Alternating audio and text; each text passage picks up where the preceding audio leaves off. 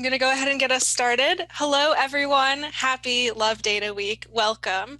We're so glad to have you here today for the fourth installment of our inaugural Love Data Week speaker series.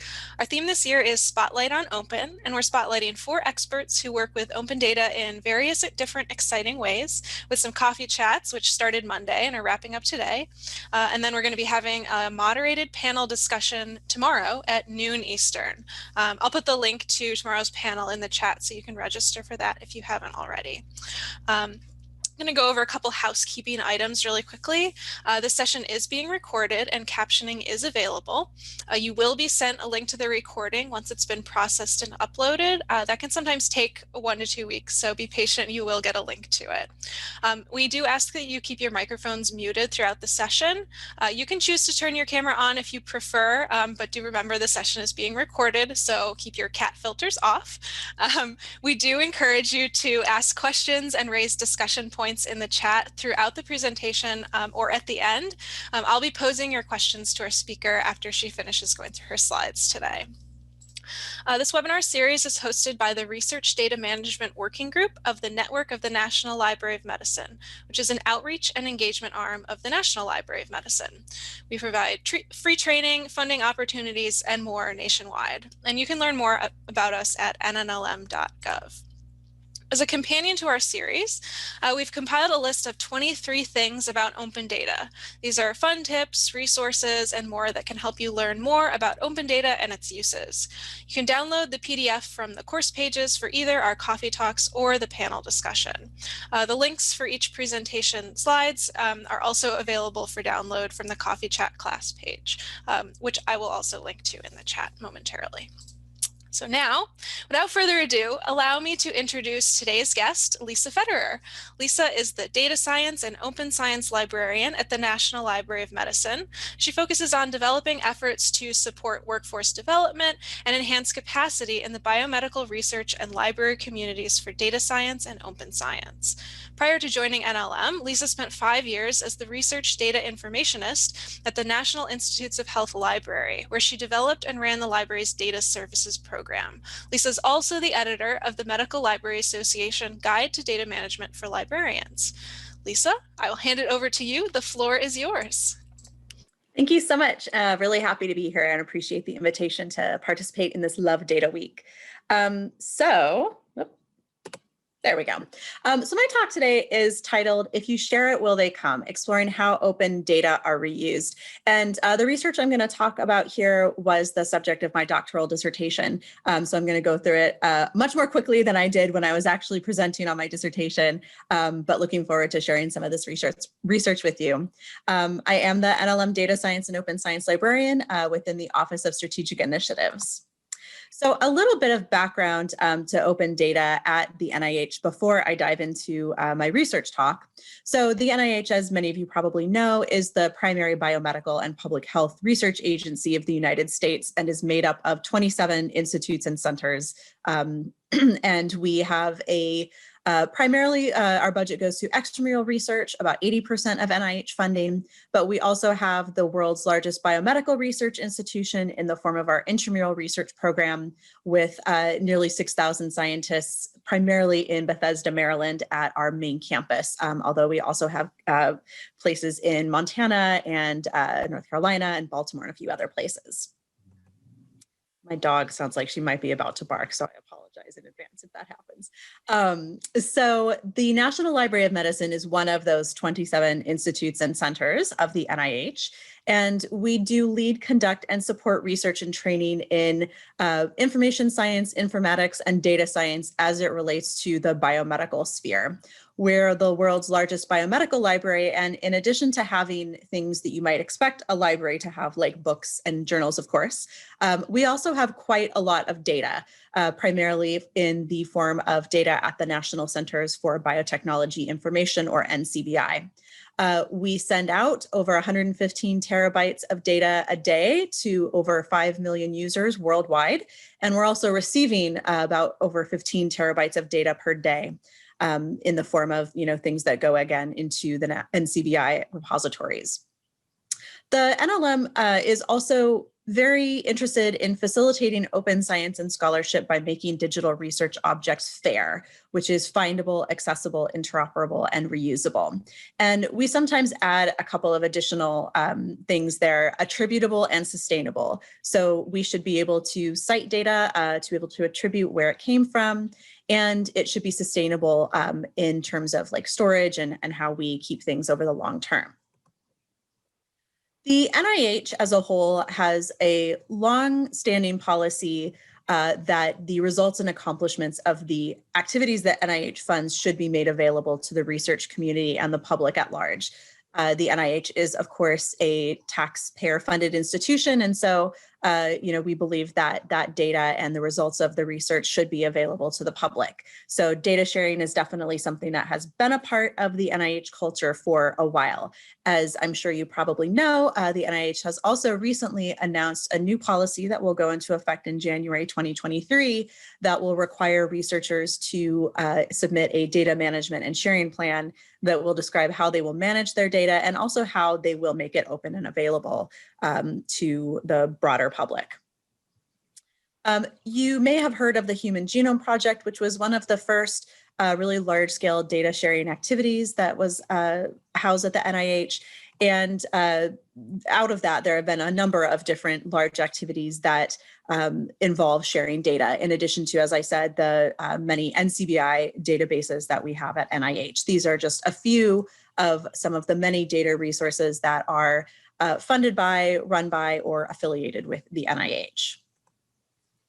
The NIH also has a strategic plan for data science that includes a number of activities that support making data as well as code open and available, and also enhancing the workforce to understand how to do data science and use data that has been made publicly available, as well as how to share their data. And data sharing and open data are also really fundamental to the NLM strategic plan, which covers the years 2017 through 2027. And you can see here that the three main pillars of our strategic plan, our sort of primary goals, are very much in line with the idea of having open data and supporting data science. So on the whole, NIH and NLM, as you can tell, are very interested in ensuring that data are fair. And we undertake a number of activities that help support this in terms of things like policy that encourage or require people to share data, citation and incentivization, thinking about value and what costs are involved with sharing data, how we do at-scale curation to ensure sustainability, and also how we can coordinate and partner with other funders and organizations to help accomplish this mission. But one question that I think remains unanswered in a lot of ways is what's happening with all of this data. Researchers are increasingly making their data open and available, and once this data sharing policy goes into effect in a couple years, the result is going to be likely even more data open and available. But we really don't know a lot about what's happening with that data. So the research that I conducted sought to answer 5 primary questions. First of all, who's reusing this data? What are the topics of data sets that are most reused? When in a data set's life cycle is it reused? Where in the world are data sets being reused, and why are researchers reusing data? These might seem like fairly simple questions to ask, but it's actually a little bit tricky to find the answers to some of these questions because we don't really have widespread implementation of data citation standards. So it's really tricky once a data set is out there and publicly available to know what happens with it. However, in my study, I used data use requests as a proxy for reuse. So I looked at 3 repositories that require users to submit a detailed use request outlining exactly what they intend to do with the data because they house pretty sensitive human data. So one, dbGaP, the database of genotypes and phenotypes, is genomic information that is housed at NCBI. And then I also looked at 2 repositories that have clinical trial information. One is BioLink, which is the repository of the National Heart, Lung, and Blood Institute, NHLBI. and the central repository of the National Institute of Diabetes and Digestive and Kidney Diseases. And these cover largely the requests came from dbGaP, as you can see, over 104,000 requests for data sets, but also pretty significant numbers of requests to the clinical data sets as well. So what looking at these allowed me to do was to, first of all, see who was making these requests, figure out what it is that they were doing with the data, and again, looking at when in a data's life cycle is it being requested. So one of the first questions that I was interested in looking at is, like I said, what are people doing with this data? So the way I approached this was to read through these use requests and to code them for the type of reuse, whether they were going to be original research, in other words, someone requesting a data set so that they could use a single data set for a new original study, meta-analysis involving getting a bunch of data sets, combining them and doing a study. And then those are the most common reuse types, but also there were other things like comparison against another data set, validation of a question that maybe they had hypothesized and now they wanted to get some data to demonstrate, testing of new statistical methods and software, and then a few other reuse types that were fairly uncommon.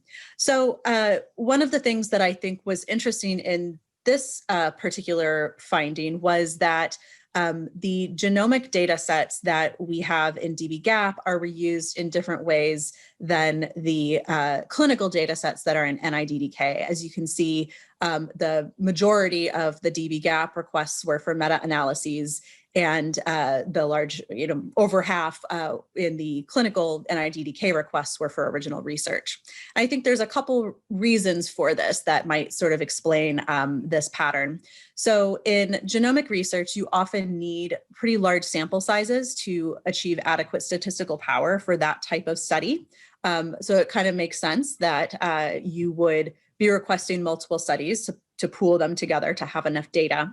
But I think it's also partly because it's a lot easier to have interoperability among a number of genomic data sets because there's a lot more standards than there are when it comes to clinical research. It can be very difficult to combine clinical studies unless they've asked the questions in the exact same way, and that's often not the case.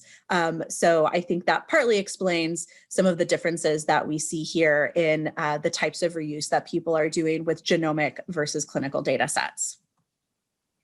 Another thing that I was interested in looking at is how similar were the reuses of the data sets to the reason for which the data set was originally collected. And so the way that I went about doing this was using a concept called semantic similarity. So the data sets in all of the repositories that were included in this study all have mesh terms assigned to them. And because of the fact that mesh is a hierarchy, this can actually be used to quantify similarity between the mesh terms assigned to the topic and the mesh terms associated with the reuse, which I got by using the automatic oh, wait, I'm going to get the name of this wrong. Machine text. Well, anyway, so it's a tool from NLM that will automatically assign mesh terms to a piece of text. So the reuse requests got their automated topics assigned to them. And then using those mesh terms, I was able to calculate the similarity between the mesh terms assigned to the data set topics and the mesh terms assigned to reuse. So you can see an example here of sort of how this would work. If we have the term, for example, heart diseases, you can see that that would be more similar to something like a cardiovascular disease than it would be to an eye disease, but very dissimilar to something like informatics, which is on an entirely different branch of the mesh tree. So what this allowed me to do is to get a quantified semantic similarity score for request data set pairs to see overall how similar were the topics of reuse to the original topics for which the data set was collected. And what you see here, again, looking at NIDDK and dbGaP, and the reason NHLBI is not included in these first analyses is that they did not provide the actual full text of the requests for me. So the clinical data sets, as you can see on the right, are primarily a semantic similarity score of 1, which is identical. They're using this for pretty much the exact same topic. Whereas for the dbGaP data sets, there were a number of them that did have a score of 1, but you can see that there's a lot more, a much wider range of those sort of lower scores. And for both NIDDK and dbGaP, the clinical and the genomic data sets, there were a not insignificant number of requests that had a score of 0, meaning that they were for essentially an entirely new topic of reuse than what the data set was originally collected for. So I think this is interesting because, sometimes people are resistant to sharing their data because they're worried that they might get scooped, or that, somebody else will take their data and make this great discovery that they would have made themselves. I think that this sort of suggests that maybe less of a concern than some people might think, because in a lot of cases, people are doing really different things with the data sets than what they were even originally collected for. So I looked as well at where data sets were being reused in the world. And what these charts show are essentially the comparison of the number of research institutions in a country and where the data sets are requested. So, obviously there would be more requests in countries that have large, research institutions. So this sort of normalizes for that. And what we can see here is that the US, Canada, Australia, and the UK are pretty significantly overrepresented in the number of requests, whereas some of the smaller and countries that probably have less funding are actually underrepresented, which is potentially unfortunate, because some of that open data could really benefit researchers that don't necessarily have as much funding available to them to collect data, and could really make great use of data that already existed. Where I had available the name of the person who is making the request, I did some looking and found their career status at the time that they had requested the data set. And what this shows is that, again, there are a lot of requests across the career statuses, but these are not distributed evenly, as we saw with the geographic distribution. You can see that the sort of higher career, more established researchers are overrepresented here, with over or nearly half the requests for both dbGaP and NIDDK, and that the lower career levels are less represented. One thing that I also thought was interesting here was that there were requests from physicians to the NIDDK database. However, there were none to dbGaP. And I think this also has to do with the type of data that is in these different repositories. Genomic data, genomics is not something that many physicians are trained on.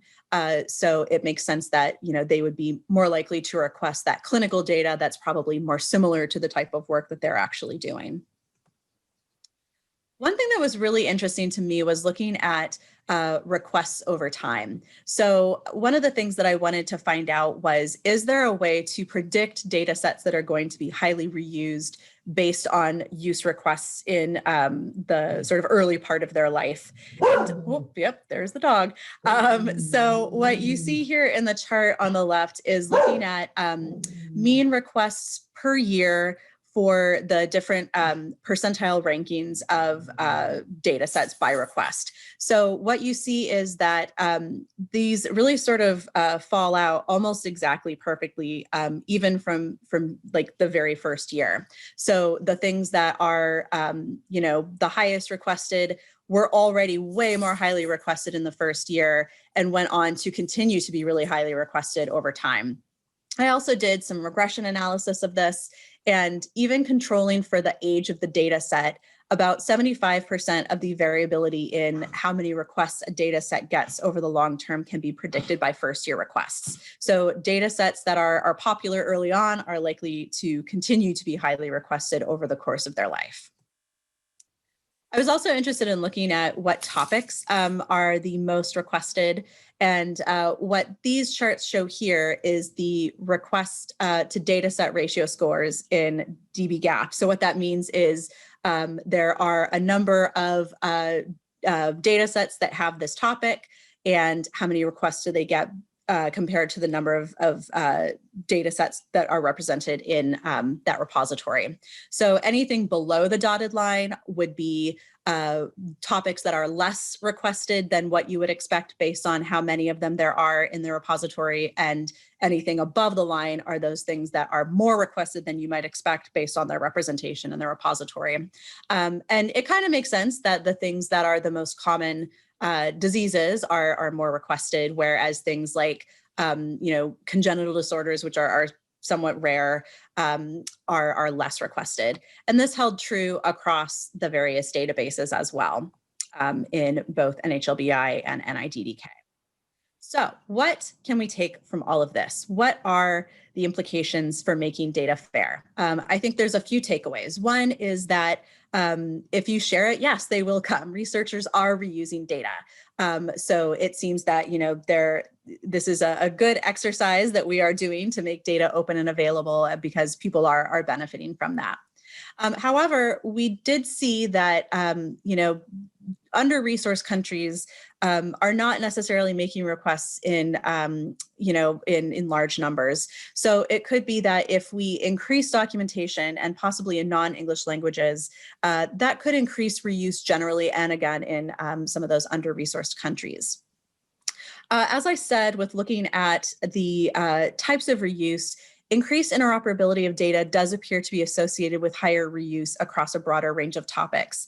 And finally, looking at the analysis of requests over time, I think that provides us with a potential evidence base for making curation and preservation decisions, that what we see early on, those are data sets that maybe are going to be very popular, and we need to make sure that we curate and preserve those. So that is the end of my presentation. I thank you for your time and attention, and I am happy to take any questions. Awesome. Yeah, feel free to put your questions in the chat. It doesn't look like any have come through yet. We see now the real reason why we can't put our cat filters on, because your dog would be very excited. That's true. So I guess to give folks a moment to put the questions in the chat, I will go ahead and ask you one. On the slide about the request to data set ratio scores, I happened to notice that the infectious diseases one was like very low below that line. And I was curious just if you had any ideas about why that might be. And do you think that that would look different today, given that we've had this whole like pandemic and all this interest in infectious disease and probably a lot of research going on? Yeah, that's a really interesting question. So I think this is from, the genomic database. And I think that infectious disease is probably something that just based on the type of data and the type of studies that are in this is probably less the focus of a lot of these. However, I agree that I think, these are requests that went up to the year 2018. And if you looked at this now, I think this might look really different. And in fact, I think that really, the pandemic has had a big effect on how we think about open data and data sharing. And if there is any, benefit or good that comes out of this, I hope that it is that people in science in general are more open to sharing their data and reusing data. Awesome. Well, still no audience questions in the chat, so I'll ask another one. This is just my Q&A hour, really. Okay. So I was curious, I noticed that on your slide about the distribution of data requests based on career stage. Mm-hmm. So the later career scientists are requesting and reusing data more than earlier career scientists. I would have kind of expected the opposite. I would have thought, oh, these like young scientists, they're like super savvy, open data, reusing data. It's like easy data. You can access it. You don't have to, gather your own data. So I'm curious if you have any thoughts about, what the reason for that would be. Yeah, that was kind of what I hypothesized as well. The people that are more established, you'd think like they, probably have more funding and collect more data and have more data. So I think there could be a couple of reasons for this. One, I think that it's possible that this is an artifact of the way that data requests are put in. So you do have to be a PI, a principal investigator, to request data from dbGaP, and I believe that's also the case from NIDDK. So just because we see the number of requests coming from established researchers is higher than earlier career researchers, that doesn't necessarily mean that they are the ones using the data.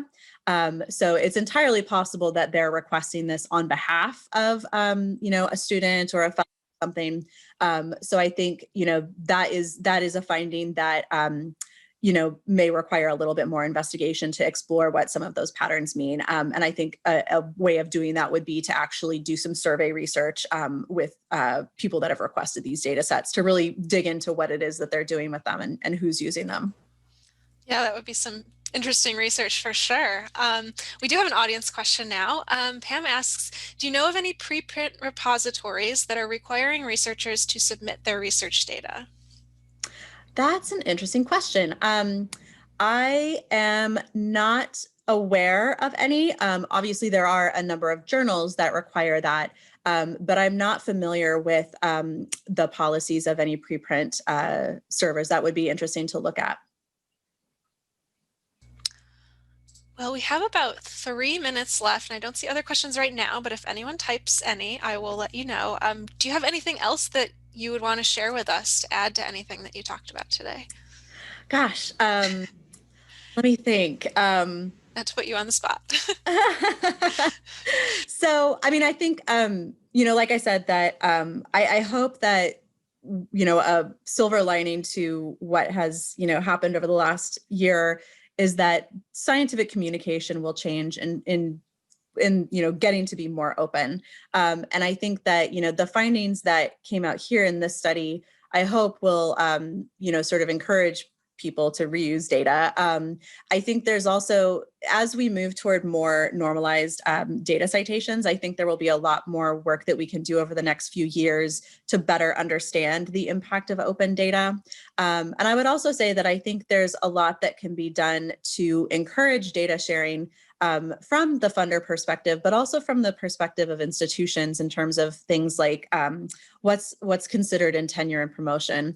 As I'm sure many of you know, article citations and article publications are really sort of the biggest currency of scientific research as a means of demonstrating impact. And right now it's harder for us to reward people who share data or share code, even though these are also really important outputs of research.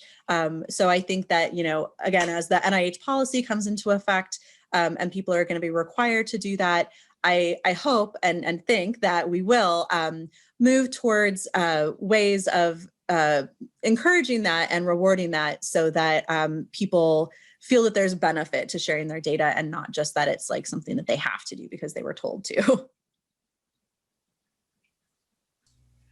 All right, looks like we have 1 minute and one question just came in, so I will read that to you. What would you say are some of the best things we can encourage our researchers to start doing today to help understand and analyze data reuse, persistent identifiers, standardized metadata, and data availability statements, etc.?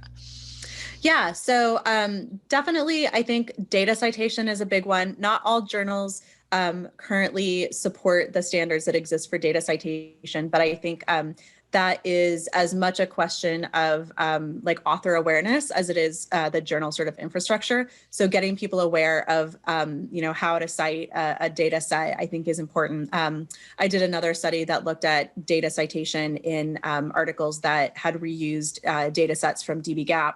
And it was really all over the place. Like some people did have like a real like proper data citation, but people were putting it like in the acknowledgements or in the methods or, so there's really no real standard to that. So I think, sort of educating people on that.